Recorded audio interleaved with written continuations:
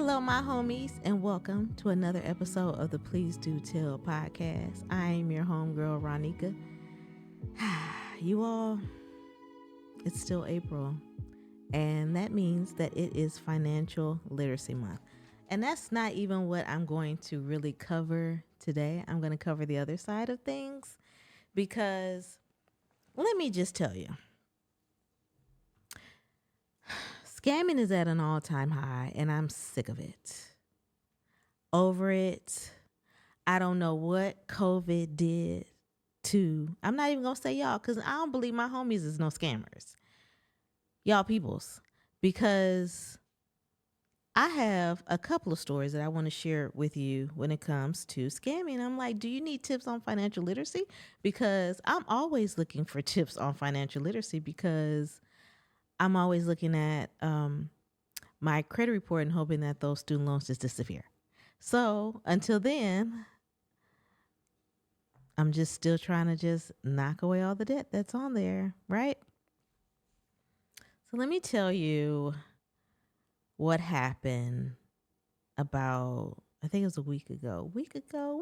Some of y'all may catch that reference, but okay. I was just getting home from, I feel like it was last Thursday. Probably not last Thursday, probably Thursday before. No, it was last Wednesday. I had just walked in the house. The guy just went and got a few groceries. It was around 12:30 in the afternoon. I get a phone call and I was just like, okay, because, it'll say potential spam, whatever. But this one didn't say potential spam, but sometimes they're able to get through. So I didn't answer. I get an alert that someone leaves a voicemail. I'm like, no one really leaves a voicemail, so let's just give it a go. Let's check it. Says, hello, this is Detective Green from the Farmers Branch Police Department, and I'm calling to speak to Ronnika. If this is still your number, if this is not your number, then disregard. But I'm calling you because of potential identity theft. I'm like, okay. Because I have alerts on my credit report, so I know when something is finna pop off. So I said, well, it did say it was a data breach, but okay, let me call this person back. I call him back, and because I know the other Ronika, I thought it was because of her. So we get to talking, and he says, we pulled over someone yesterday. Your information was in their car, a scanned copy of your expired license, and your insurance information.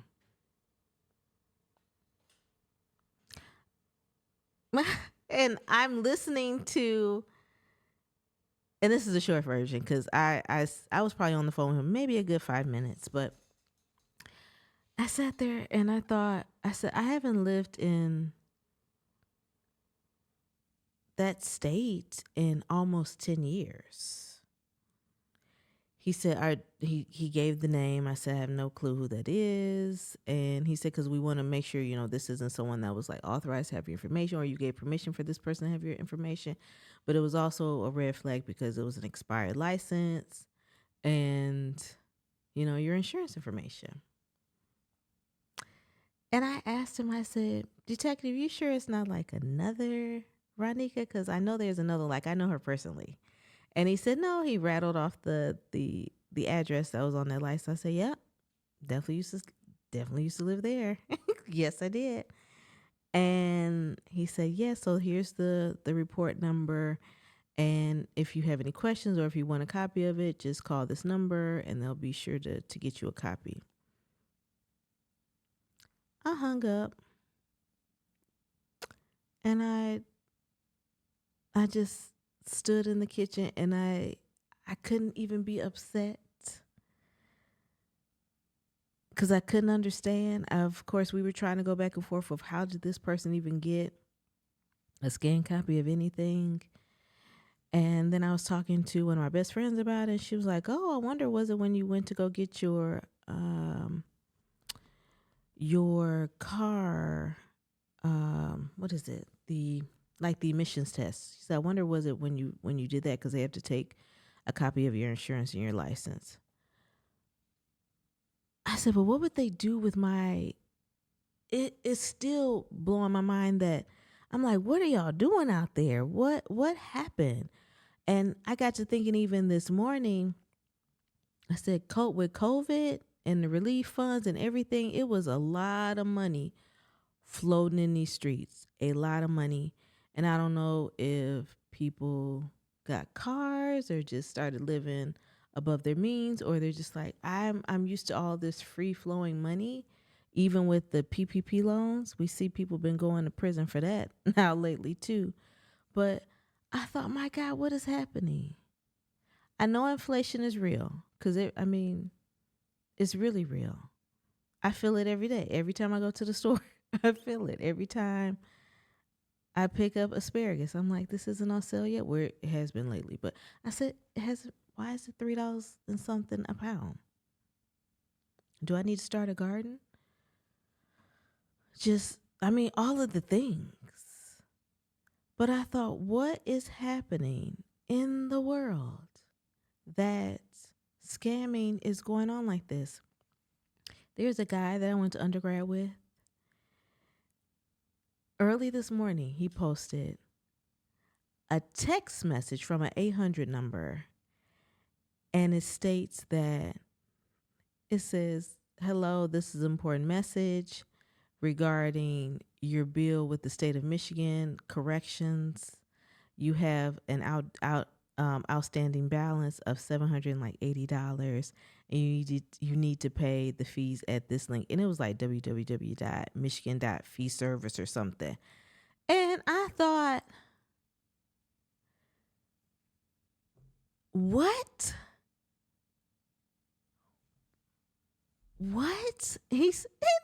And mind you, I think he's like a pilot. Like he was thinking, he said, man, so they really thought that I've done some jail time before. He said, man, how did my number get chosen to be a part of this? And then the last one that I heard about, there's a writer that I follow.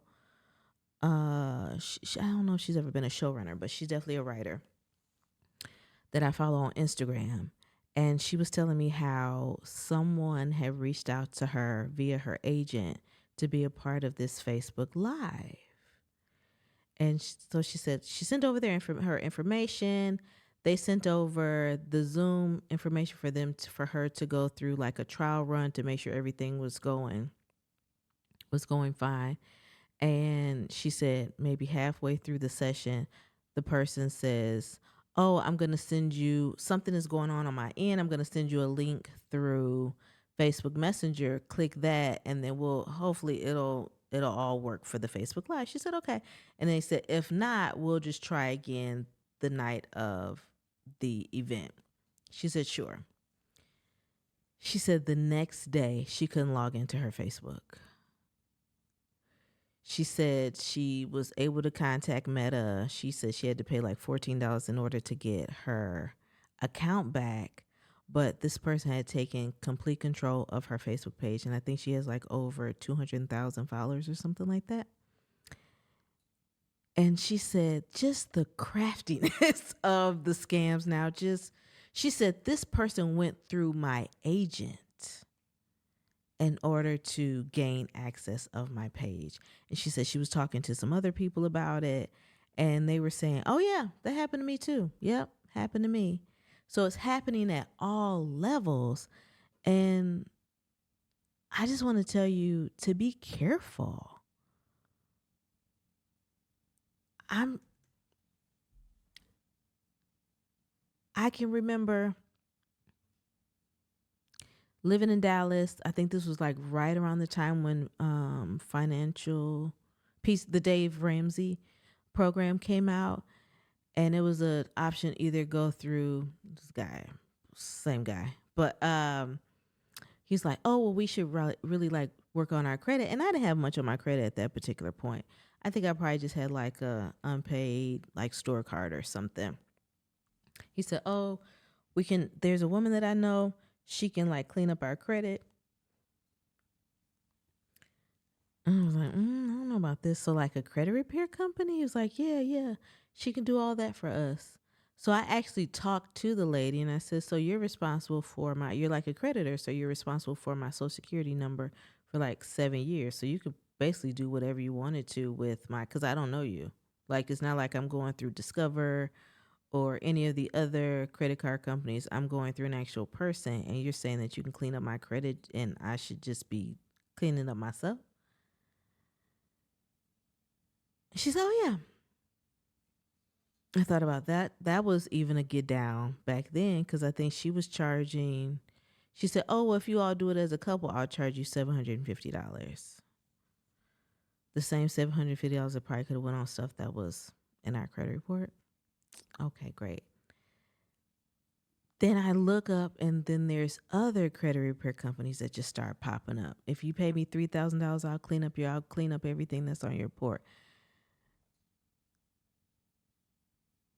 Like, even as thinking back on that was a scam. I don't even know if they're still around because I know there was one guy that he had moved to a whole nother state so he could have a credit repair company, was getting down, especially through Facebook.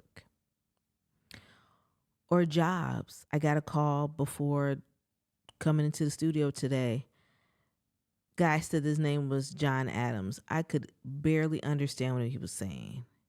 And he said, oh, I got your information off of Indeed, which is like, okay, now I have to be mindful like what resume information is out there on like Indeed. I got your information off Indeed. I think that you would be a great match for this particular job. I already sent it to your email. Give me a call back. Didn't call him back. And then they text me and said, hi, Shanita.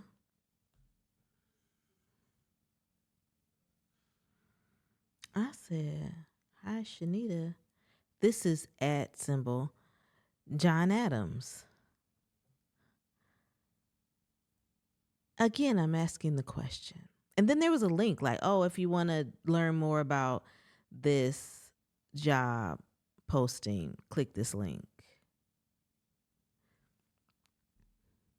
I keep Snapchat just for the purpose of, and my friends, my friends laugh because they said, you still on Snapchat? Of course. Of course. That's also where, pro tip for millennials, especially for the Gen Zers, all of the scams are going on over there. So I'm able to find out like what's the latest scam. Like, oh, they'll have it in their stories.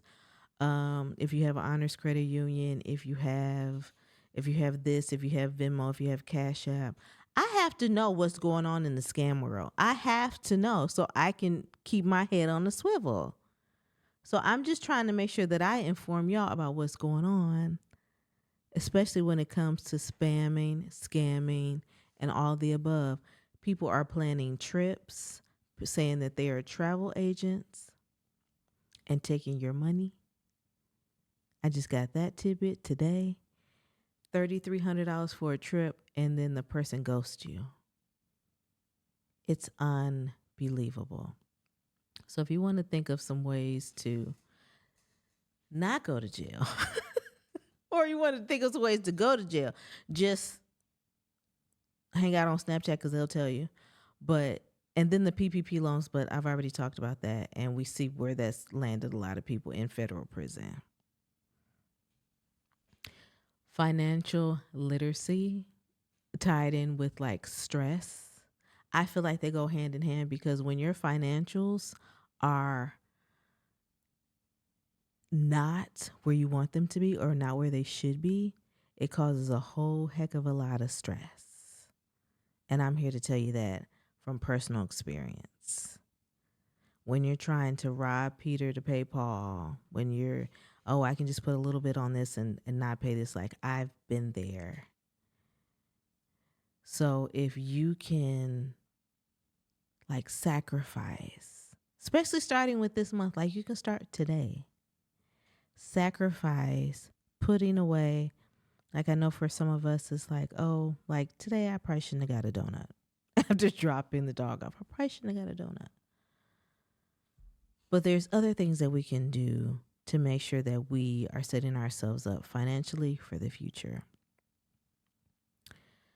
I didn't want this episode to be long at all because I'm still fuming about just the scamming that's going on. So this is definitely going to be at all because these are things that are really fresh on my mind because they've either happened today or last week. But when we're thinking about financial literacy, not only thinking about for yourself, for your family, for those generations to come, I know that my grandfather had plenty of property in the area. And after he passed, like there was a lot of the property that was sold off. But when I look at the practices of my Aunt Katie, who was my dad's oldest sister, and knowing like she died a millionaire because she was really great with her investing and with her money. And if I can just do, and this is what she did. And my sister said, I want to be able to live like Aunt Katie. And I truly feel like I'm on the path of it, especially with having like a capsule wardrobe, or I really wear the same thing. I laugh about it, but I love wearing black because it's my uniform. Yes, I'll pop out, I'll wear some color, I'll wear some color on my lips or my nails, but she was really a minimalist. She, as my sister said, she had the same bag. It's like that. I think her name is Susie Orman. She would have that money show, and she was saying, I have the same studs that I wear every day. She said, I have the same bag. She said, I have a clutch bag for when I go out to fancy events, but I wear the same bag every day. I was like, I do tend to wear the same crossbody everywhere because I'm always wearing black. But she was saying, invest in other things that you're going to have a return on. Invest in that house. Invest in your education because you'll have a return on that in some way, shape, or form. So financial literacy is really about preparing yourself for the future so you're not on Snapchat scamming tomorrow. Okay? Hope that helps just a little bit. I mean, it's been helping me. Just trying to continue to purge things. Like I said, it's spring. So I'm definitely going through my wardrobe again, like what can I donate? What can I get rid of? And try not to focus on bringing anything else new into the house. That is my goal.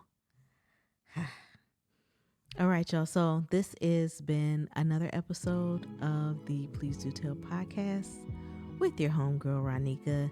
And again, remember to tell a friend if they like story time to come check your girl out. And we'll see you next time.